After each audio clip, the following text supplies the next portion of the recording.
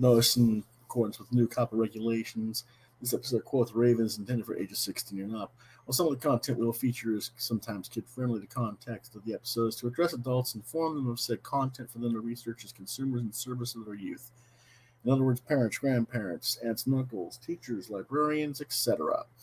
There is sometimes a possibility of adult language present on the episode as well. Rated TV 16 and up.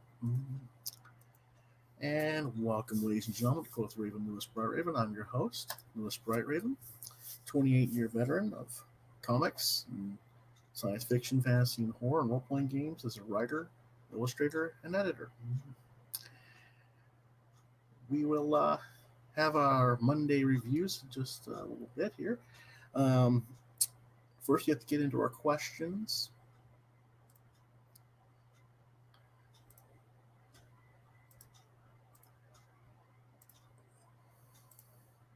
Not very much questions this week. Just one, really.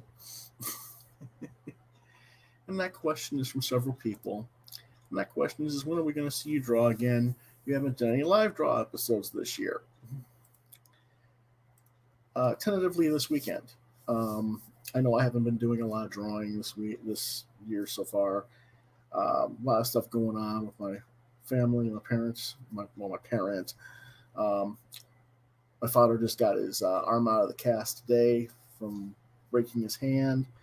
It's still in a splint. He'll still have to get treatment for the next 4 to 8 weeks or something. So not fun, but that was part of things going on, and just trying to keep the channel, other programming intact and stuff. I just haven't had the time to really focus on drawing, but I hope to get a live draw session going this week, either by myself or a group in, for lack of a better word, a drink and draw. I don't know if anybody's going to be actually drinking or not, but we'll see what we can do about getting some guest artists, and we'll all draw the same, maybe not the same character, but at least the same topic. I don't know. We'll see. I'll have to talk to some of the guys and see what they're interested in doing. Okay? Mm-hmm. So let's go ahead and get to those reviews. And let's start with Midnight Sky number 7, $3.99. Publisher is Scout Comics. The writer is James Pruitt. Artist is Scott Van Domelen. Artist is Yara Fella. Ilaria Fella, pardon me. Science fiction is genre, released February 3rd, 2021. And what it's about is after barely escaping with their lives from the Orlando theme park Camelot with their rescued Salvation children. That's a group of kids that have been captured and are being experimented on to find out if they have powers that can affect the alien invaders. Jennifer and her children, Alita and Alejandro, find themselves within eyesight of their long, treacherous quest, Cape Canaveral. But in order to get there, they must first survive the treacherous creatures that hide in the swampland between them and their final destination. Characters that we thought we once knew, once again have been revealed as not what we expect. The story has enough twists in it that you really can't follow it without knowing earlier issues. As the characters, particularly the mother, do things that may seem out of their normal character unless you know the whole story and what's going on. This particular issue's story is so long that Pruitt explained to me that he had to extend the story pages all the way to the back inside cover. It was just too long of a script, I guess. And even then, the story might feel a little bit off pace or cut off too soon for this particular issue, this chapter of storytelling. I don't want to give away any of the reveals. Some were expected, maybe others not so much. Hard to say. I did like the dialogue that Pruitt used when Alejandro meets his father. Hell, I think I've seen this movie already. Yes, it's meta commentary that not only tells you how the character feels about the situation, it's also the writer telling you that he's aware of the cliche and isn't asking of the audience to just keep running with it. I like it when writer knows that he's doing something that might seem a bit cliched or obvious, and is just saying, hey, I'm aware, you're aware, let's just move forward with the story. Now, the trick is, of course, that at some point there has to be a payoff for the audience's trust and patience. 7 issues in to this series, I know some people have been watching the show since I started reviewing the book. Maybe they're looking for some payoff and closure. As readers are becoming more and more trained for a set number of issues or page count to a story or story arc due to trade waiting. Um, I'm not so sure that that's what Pruitt's doing here. I think he's just writing the story organically, which is fine. I think that's fine anyway. But I do think that it might be to a detriment, because I'm not sure whether any comics today, whether indies or not, but it's especially indies, can go extended for years on end with a story arc, because I don't know if audiences will stay along with them that long, as they've been conditioned to read to the trade cutoff. I know there's a lot of books myself that I cut off at the end of a first arc because I lose interest. So, I'm not sure. Anyway, this series is recommended for ages 13 and up, and I give it 3 stars. Let's look at some of the artwork. This is the daughter using her power. She's attacking scientists who are experimenting on the kids, basically, the Salvation Children. This actually kind of looks like almost like a Red Lantern splurging out the magical blood spew or whatever out of her mouth, and it's just wiping everybody else out with it, and it looks kind of weird. But that, this actually kind of made me go, maybe Van Domelen and Pruitt should be writing something for DC with Green Lantern, Red Lanterns, or something, because it's like someone who actually gets what the Red Lantern could be to me, because the Red Lanterns are always kind of silly to me, but this actually makes sense visually. This is one of their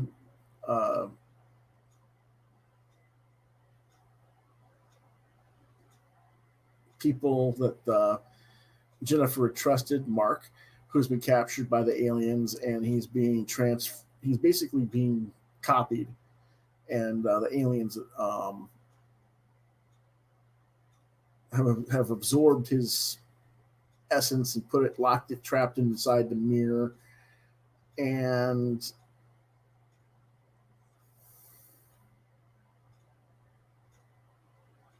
Jennifer immediately realizes that Mark's gone, basically. So she turns around and kills him, and the daughter comes in, and she heard the gunshots, and why'd you kill him? Well, see for yourself. Oh, he's been transformed. When did this happen? Where's the real Mark? Disappeared into the mirrors, replaced. Made sure that was the last time that happens here.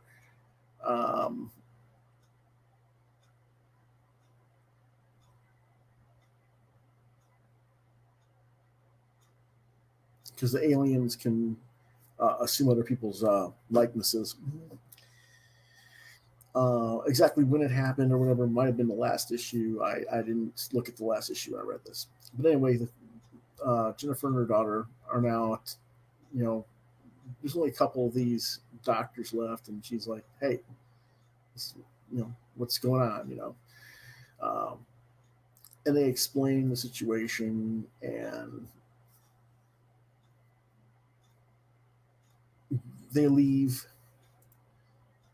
the complex, and with the kids, and they get out of the complex, and they have the kids rejoin an outside faction who are looking for their kids. And then Jennifer and her daughter head off to Cape Canaveral, where the cover scene sort of happens. Um, but overall, it's not too bad of a book.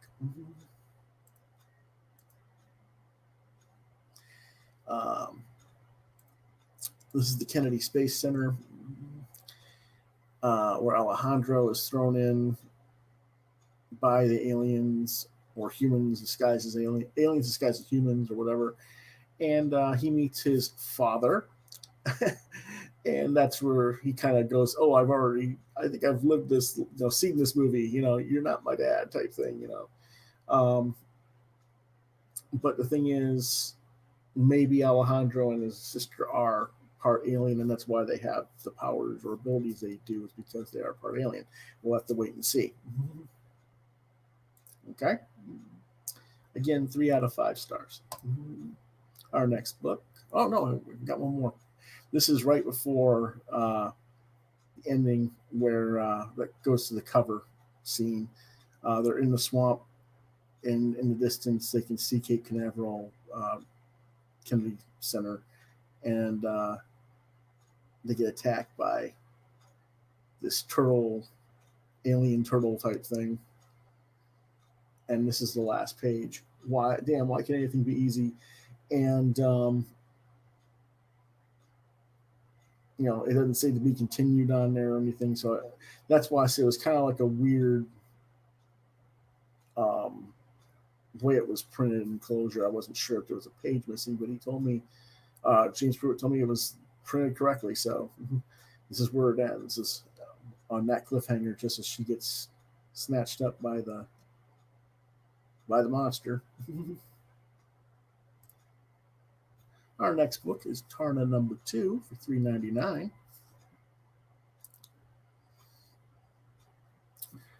Publishers Heavy Metal Productions. Writer is Stephanie Phillips. Artist is Patrick Zerker. Colorist is Jessica Colleen. Cover by Christian Ward.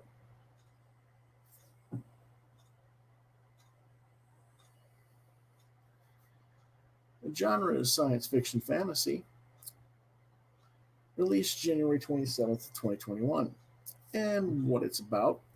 First off, I'll go ahead and tell you what it's about, I guess, first.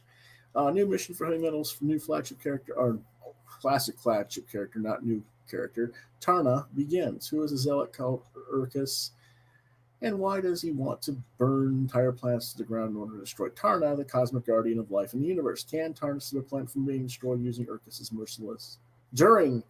Urkus's merciless invasion? This is the beginning of a millennia-old battle between godlike beings with all sentient life caught in their path. Well, frankly, it's an interesting retelling of the story of TAARNA's tale from the Heavy Metal movie on some levels, giving more backstory to Urkus and his minions, and why his race were killing their own kind, and why that drew TAARNA to their activities. But in other ways, it feels like this is set up for trying to go beyond that story, which is kind of weird because I thought they'd already done that with the earlier miniseries written by Alex DeCampi back in 2018. So I'm a little perplexed as to why we're revisiting Urkus's army in that tale in that respect. Because of that, it kind of feels like we're time looping or something. Like TAARNA's mentioning a past failure, like she's reliving the experience, and hints at the possibility of her being aware that she's looping when she talks about the failure and the confidence she has about what she's doing and what will happen. Because, not supposed to say she, not he, because she's already had the experience. Not sure if this was intentional by the author Stephanie Phillips, but that is what I came away from the book with in my mind. We're 2 issues in, and I just don't feel like we've been given that much of a story yet. This week, number 3 is supposed to come out. Hopefully, it will start propelling the story forward into something new. Zerker and Colleen are doing good art, though, and at least there's that. It's keeping me in the mid-range for rating. Recommended for ages 16 and up, rating 3 out of 5 stars. And here's some of the art by Zerker and Colleen. I do like. It looks like he's trying to. I don't know if he's actually using Zipatone board with the chemicals here, because there's some of these hatch lines are very are like the classic boards that way, or if there was something he was able to do with a computer graphic to create that effect. These horizontal these not horizontal diagonal line patterns of shadow effects in different areas and gradation on a page here. I'm not really sure how he did that. Classically, there's a board that it's on the board, etched in, and you don't see it normally unless you put the chemicals over it. But that stuff has mostly been outdated for and not readily available. So I'm not really sure. I think they did it. I'm pretty sure they did it with computer graphics. But anyway, it looks nice. I do like that. And then the evil eye, the evil entity.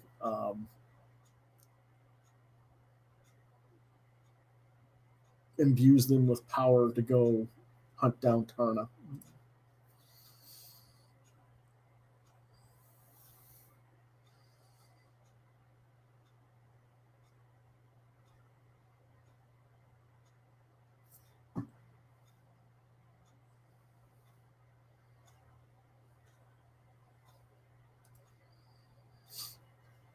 And then she comes to them destroying their own kind, and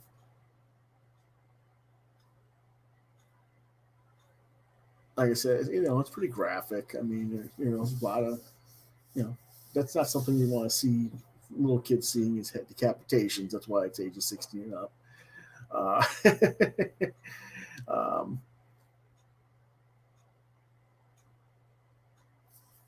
it's not a bad story. Our next book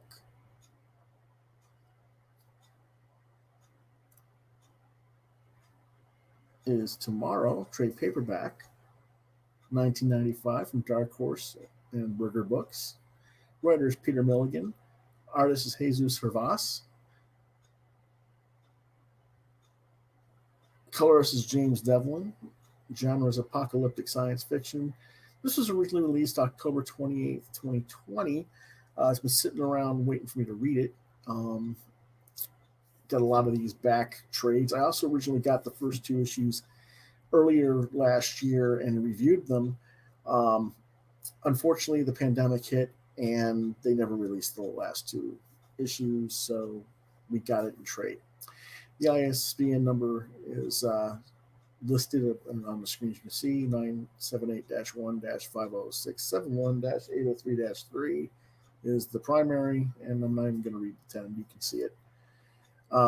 What it's about is when a Russian computer virus somehow jumps the species barrier, as though computers are a species, but this is their description. Wiping out most adults, the world falls precariously into the hands of the next generation. In the wake of devastation, musical prodigy Oscar Fuentes is separated from his twin sister Sierra. Without each other's support, stranded on opposite sides of the country, they're swept into rapidly evolving networks and diverse teenage gangs. Can Oscar find his way back to Sierra, or will they both be lost in the dangerous makeshift civilization that is emerging and mercilessly replacing the past? This is a very weird story that was originally conceived and partially released before COVID-19 hit, as I explained, with the singles, released in trade later. The twins are somehow telepathically linked, the exact extent of which is never truly explained. It could be just they have that twin magic where they kind of know each other, feel each other's things empathically, but at the same time, there's scenes where they're like having conversations in each other's heads, talking to each other. So I don't know exactly what's going on there. And Sarah fakes an illness because she doesn't want to go to New York with Oscar to see him perform some hoity-toity rehearsal for a musical school. Presumably, it's because she wants her own life and not have to be joined at the hip to him, which seems to be the kind of situation. They're already telepathically linked, and he's got anxiety issues, so he wants her at his side all the time, and it's kind of weird. Anyway, Oscar and their mom instead go to New York without her. When this computer virus hits, that again inexplicably goes haywire and crosses species or crosses into things that affects adults, whose minds supposedly don't have enough neuroplasticity That's the term used in the book. Cannot handle this, and it causes aneurysms or some other thing, and it kills. Most adults die from this virus. Only kids, teenagers, and adults with learning disability or some other defect that leaves their brain like that of an early teenager are seemingly immune, which implies they're all ticking time bombs to their own puberty and impending adulthood, to be honest.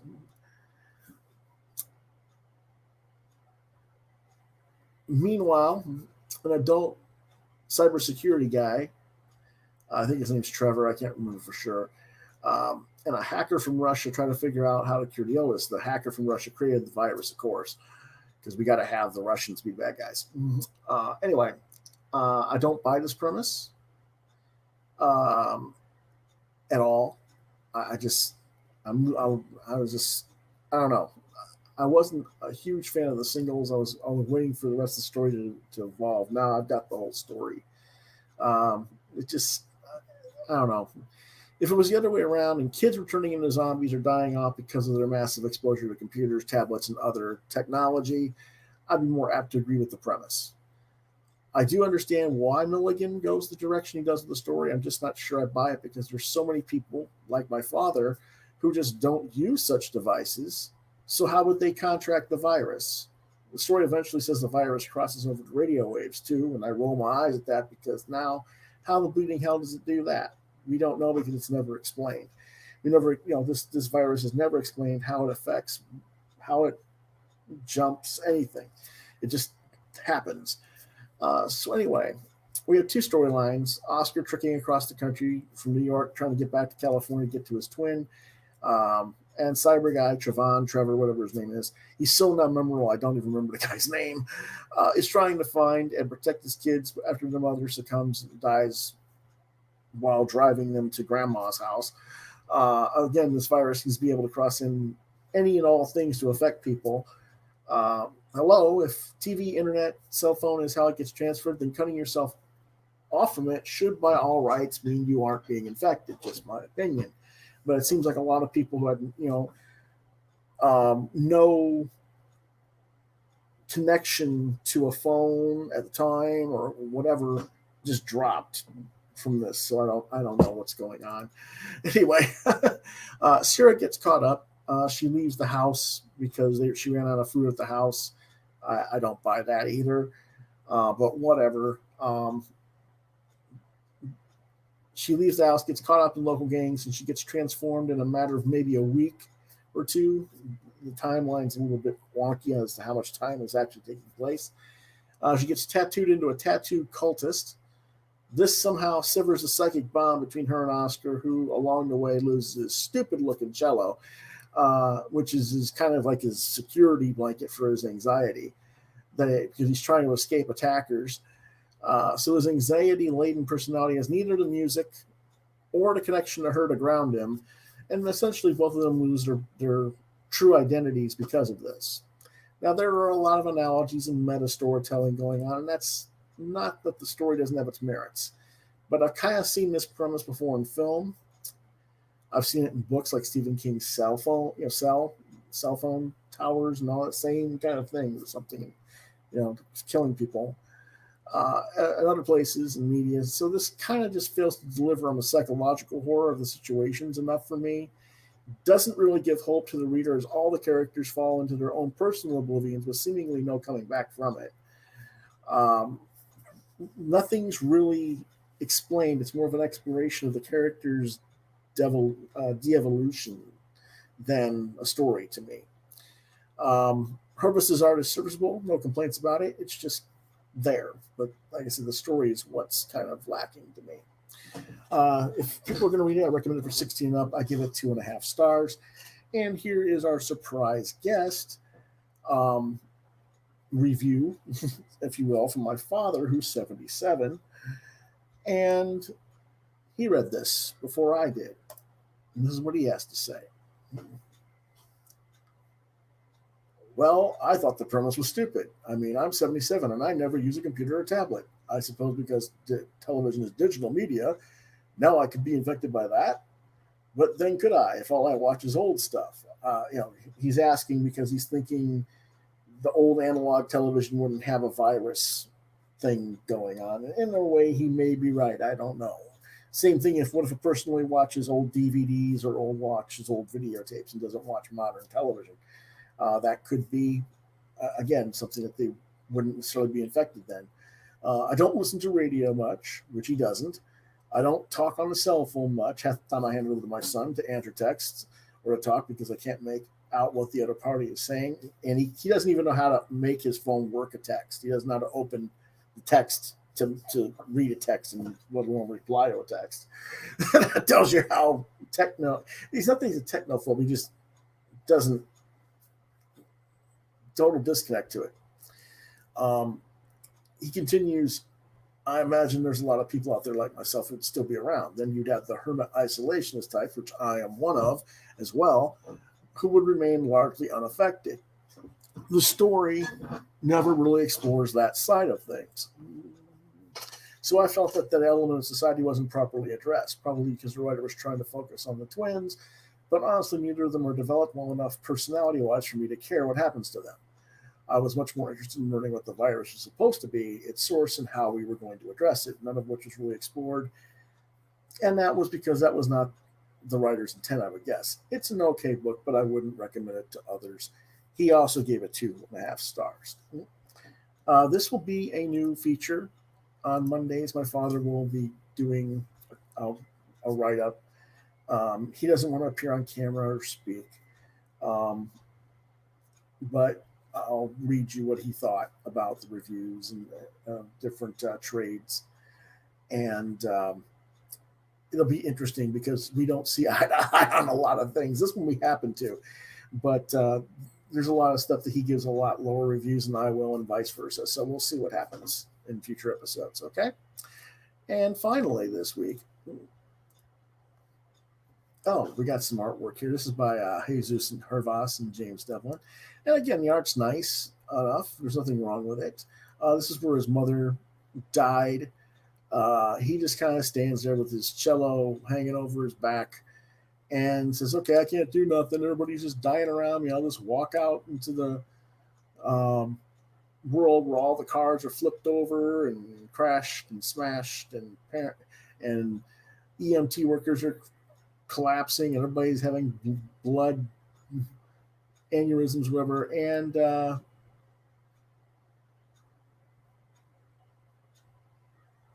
he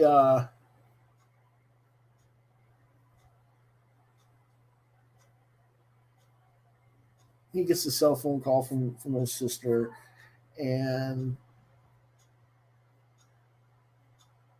of course she's scared because of everything going crazy in LA. And she's like, I've got a confession to make. Well, you really didn't have the flu. You knew? Of course I knew. I also know why you pretended to be sick. And, because again, they're psychological, psychics that are, they know each other's thoughts and whatever. So I don't know. It was just kind of weird. Hello, my kitty is here to say hello. Let's see if he wants to appear on camera today. You want to come up here? No? You don't want to come up here? You don't want to be on the screen? Nope, you don't want to appear on the screen. Okay. Anyway, we have one more book to review, and that is We Live number 5 from Aftershock Comics for $3.99. Writers Inaki and Roy Miranda.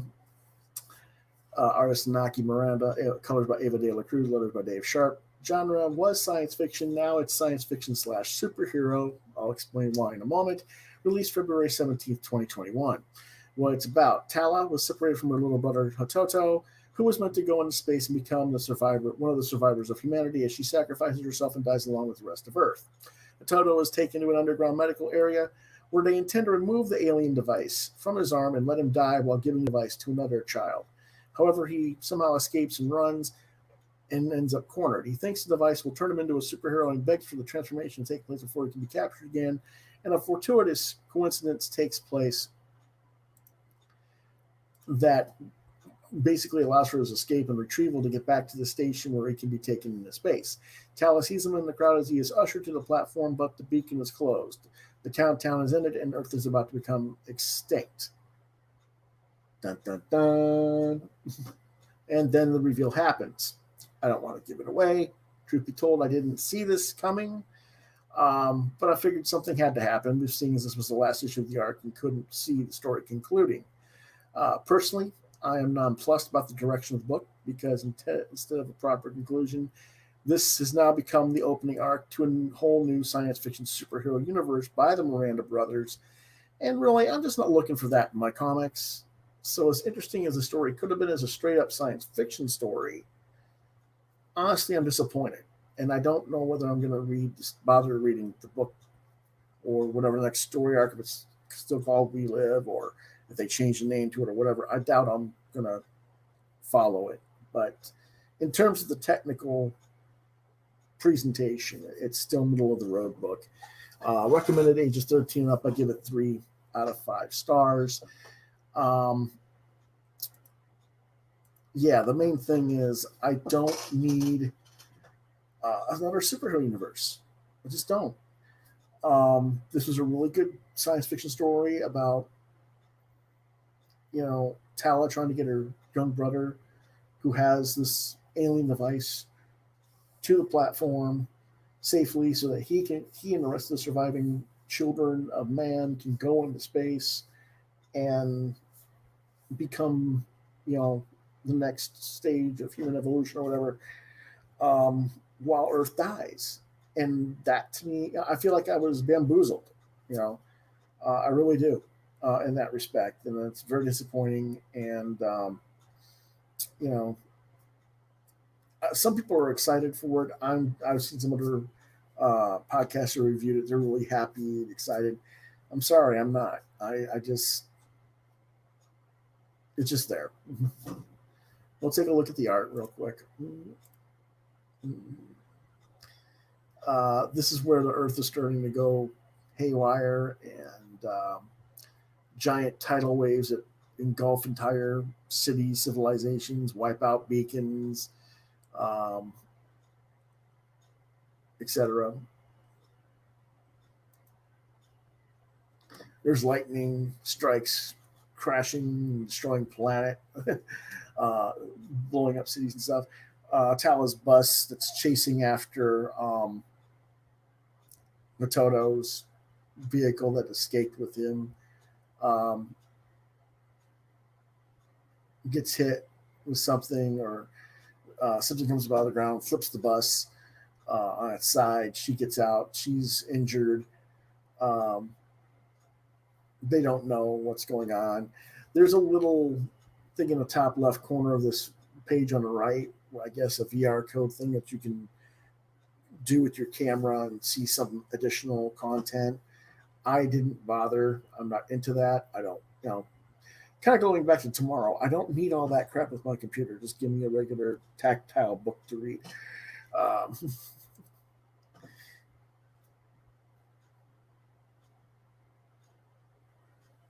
And this is where Hototo is being chased by the doctor that intends to knock him out and cut the alien device on his arm off.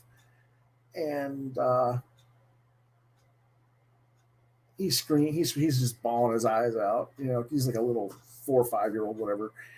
And he's like, "Transform me now!" And instead of transforming the one of those underground plant growth things, comes up through the ground and right through him. And he runs screaming from that. And there's another bunch of aliens that are going to kill him. And then one of the other people find him, one of the soldiers, and that are on the good guy side. And they go, "Oh, you should be at the beacon."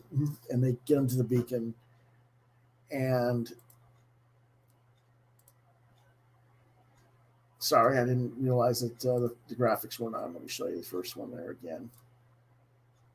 There you go. There's with the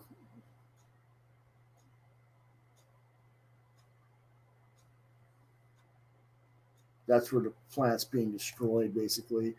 Lightning cracking, everything. And then again, here we are where Hatoto escapes. And this guy in the bottom right corner takes him to the beacon. And there's that we die QR whatever visual thing which you hit with your phone to see more content.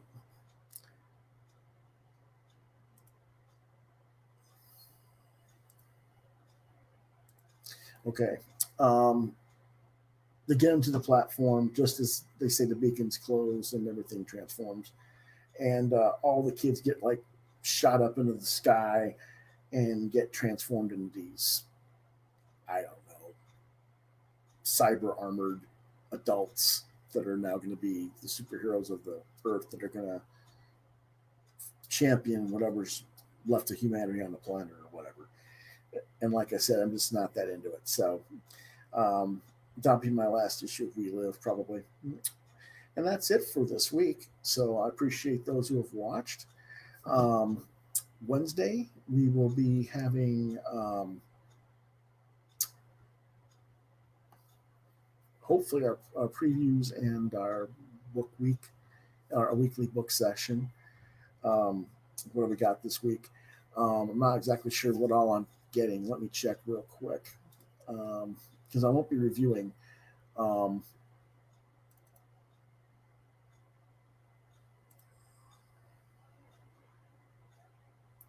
Computer's being really slow today. There we go. Mm-hmm. All right.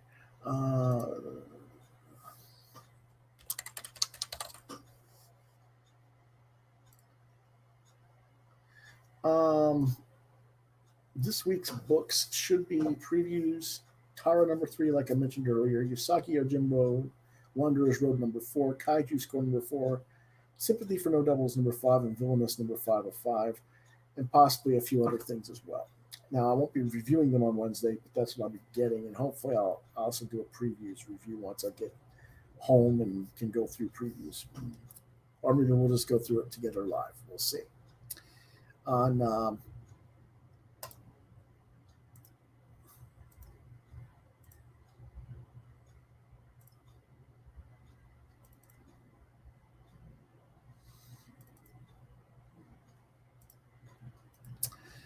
that's what's going on Wednesday. Thursday will be our roundtable talk. And my guest this week will be artist and creator Graham Nolan. We'll be talking about his various Kickstarter projects and his new book, Girls of Dimension 13, from Aftershock with artist Brett Blevins. He's writing. We might talk a little bit about his earlier work because many of you know him as the artist who broke Batman's back, if you will, from the Nightfall storyline in the early 90s. He created the character Bane with co-created with writer Chuck Dixon. So he'll be our guest Thursday. And then on Friday night, genre night, we'll talk about favorite horror novels that have not been translated to film or television. So that'll be our connections for that this week. If you want to reach me and ask any questions, you can contact me at lewis.brightraven on Facebook, on Twitter at lewisbrightrave2, on DeviantArt at deviantart.com/brightraven. Quoth the Raven, Lewis Brightraven on YouTube, Quoth the Raven LBR72 at gmail.com. And if you can't reach me on the Gmail, try lewisbrightraven at yahoo.com.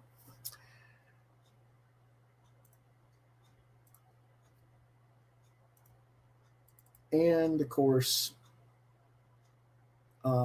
this weekend, possibly, that's the plan anyway. Either Saturday or both Saturday and Sunday, we will have a live draw. I don't know exactly who all will be there, what all the topic will be, but we'll do one this weekend.